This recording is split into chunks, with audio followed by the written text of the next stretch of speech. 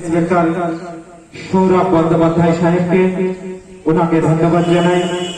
আমরা পেয়েছি আমাদের মধ্যে ভোগলবাড়িয়া থানার ভারপ্রাপ্ত আধিকারিক দীপঙ্কর মন্ডল সাহেবকে, আরো শুভবুদ্ধি সম্পন্ন এলাকার জনমানুষকে আমরা পেয়েছি, ক্লাবের কচিকাঁচা সদস্য ভাই সবাইকে ধন্যবাদ জানাচ্ছি।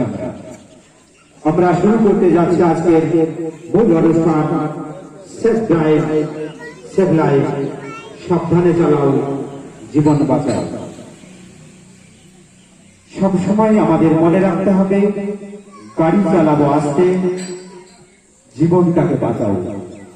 তাই জীবন না বাঁচলে আমাদের পরিবার বাঁচবে না।